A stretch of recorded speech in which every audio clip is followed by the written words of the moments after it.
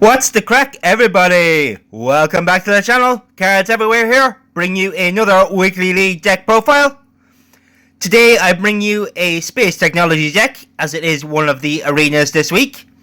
So I've tried to build this as beginner friendly as possible. There are only 3 limited legendary cards in the deck, so I think it's quite achievable for newer players, and one of them being in this week's league spotlight. That is the Ion Thruster. So I'll give you a quick rundown of the deck, and we'll jump into a game to see how we can do. So first up we have Planisphere. On the play, if your deck contains only space cards, your cards, wherever they are, gain 15 power until played. Next up we have Adios 2. On the return, this card loses 96 power permanently. So this is a card we will be holding in the hand until as late as possible, as we will only get to play it once to get the full power of this card. Next up we have Eris. On the draw, your space cards, wherever they are, lose 10 power permanently. And on the return, your space cards, wherever they are, gain 20 power permanently. So we want to try and cycle this card as quickly as possible. Next up, Graveyard Orbit. On the play, if you have lost 1 or more rounds this game, your common and rare space technology cards, wherever they are, gain 26 power until played. Next up we have Michael Collins. On the play, your common and rare space cards and your Buzz Aldrin and Neil Armstrong cards, wherever they are, gain 20 power until played. Next up we have Gennady Paldeka. On the play, your space technology and radical rockets cards, wherever they are, gain 26 power until played. Next is Edwin Hubble. On the play, if played next to the Hubble Space Telescope, your space technology cards, wherever they are, gain 22 power until played. Next is the Space Telescope itself, Hubble Space Telescope. On the play, gain 4 power permanently. It's a simple effect, but it is a combo card. Next is Ion Thruster. This is the last limited legendary card in the deck. On the draw, your radical rockets and space technology cards, wherever they are, cost -1 energy until played. That will help reduce the energy cost of this deck. It is not too high, but this week is only 15 energy a turn, so it does help keep it down. Next up, Grail. On the play, your space technology cards in hand with 50 or less space power gain 20 power until played. Next, Dragonfly Spacecraft. On the play, if played next to Titan Moon of Saturn, this card gains 36 power. And on the return, your space technology cards, wherever they are, gain 18 power until played.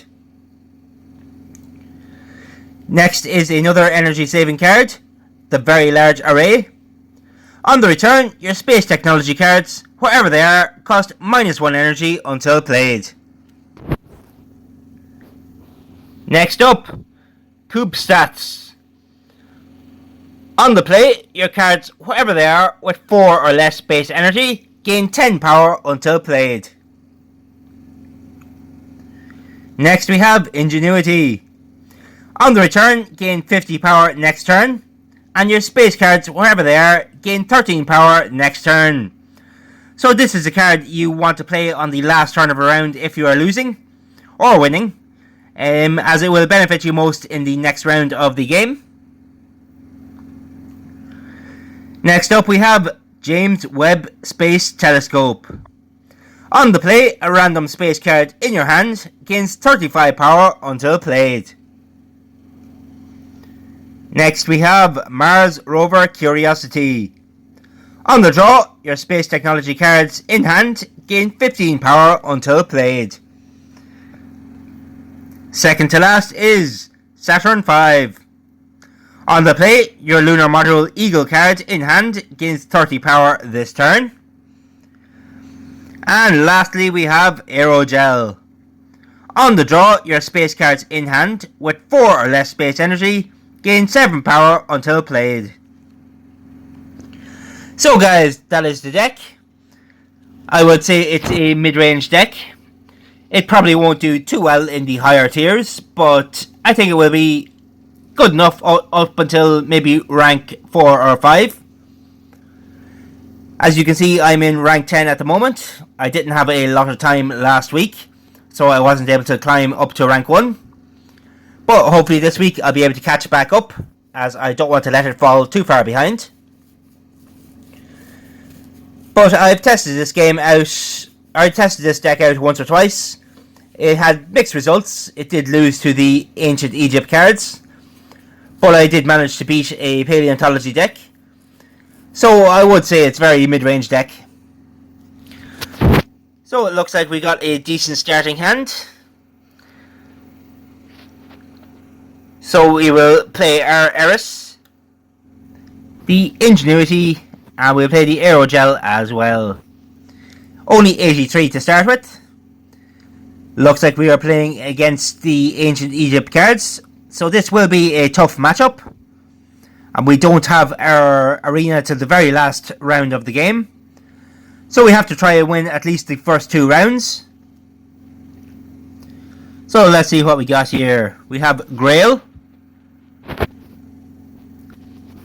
We have the Planisphere. And we play the Ion Thruster as well for a 354. The opponent does have a very strong hand to match us. So we will need to get a nice big draw next turn, as we definitely don't want to lose the first round of the game, as it will make it very, very difficult to come back. So what have we got here? We play James Webb. Unfortunately, it is not boosting the most optimal card. So we'll play the Gennady, the Dragonfly, and the Saturn for a 291. It'll be very close. Looks like we did lose by 2 points. That is very, very unfortunate. We really did need to win that round. So it will be a bit of an uphill struggle from now on. So we are going into round 2.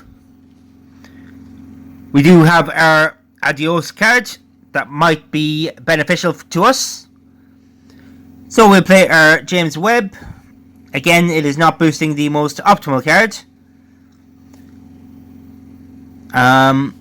So I think we'll play the Michael Collins for a 365. It is enough to stay ahead of the opponent, so he will not get to keep his boosted Sphinx card. So we are in the lead going into the second turn of round 2. There's our Edwin Hubble. And we have lost a round, so our Graveyard Orbit will give us a nice little boost. We might switch that around and get the Graveyard Orbit in front for a 368. And a nice boost from the Hubble combo. So that puts us a decent bit ahead of the opponent. It does look to be a bot.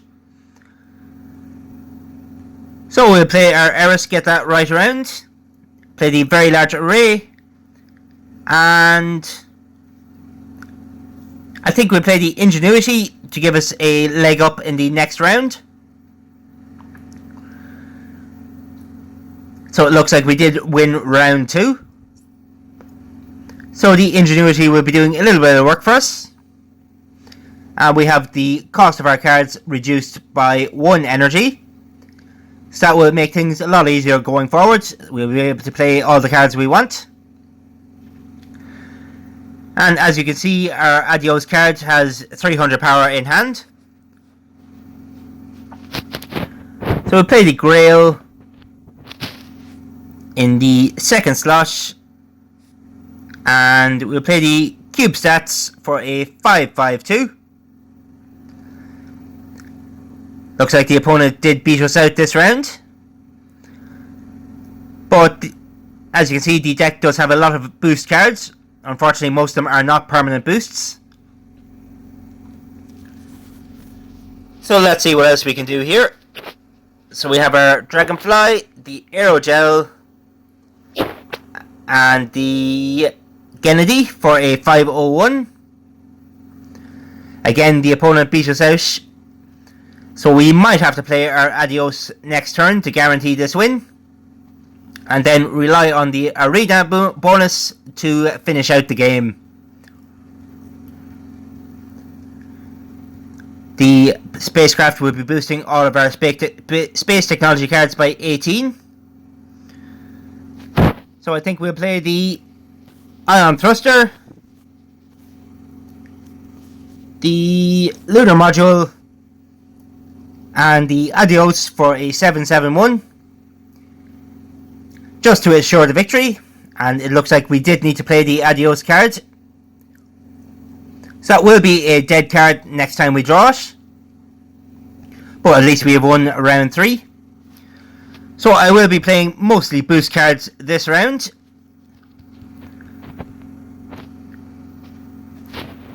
So we'll play the Neil Armstrong, the Mars Rover, and the Graveyard Orbit for a 474.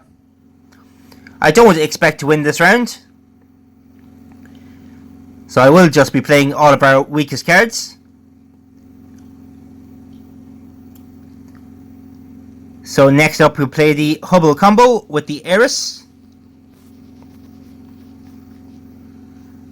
So we get Eris round, Hubble Space Telescope, and Edwin Hubble himself for a 365. The opponent does have the I combo, so that will be a big boost to all of his cards permanently. That is something this deck is lacking. It could do with a little support, just to give some permanent boost to the cards instead of until played. So what else do we have here? We have our Planisphere, the Cube Stats, and the Ingenuity to give us a little 50 power next turn. And a nice little boost to all of our space cards. So I think this next round will be down to the wire. We do get a nice 80 boost to most of our cards in the deck, so I do think it's quite achievable. So here we go, round 5. So we will just be playing our strongest cards. So we'll play the Very Large Array, and I think we'll play the Grail for a 1000 point turn. So I think it will be enough to win this game with just the Arena boost alone. And we have a nice energy cost reduction to the cards. It's not needed anymore, but it is at the start of the game. So we'll play our Dragonfly, the Saturn, and the Aerogel for a 726. The opponent is able to get very, very close, but thankfully our lead at the first turn of the round is keeping us ahead, and I think it will be enough to finish out the game. So let's see here, what can we get? We have the Graveyard Orbit,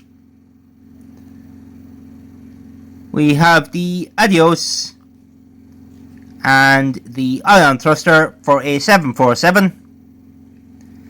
Again, the opponent is able to get very close, but it's just not enough.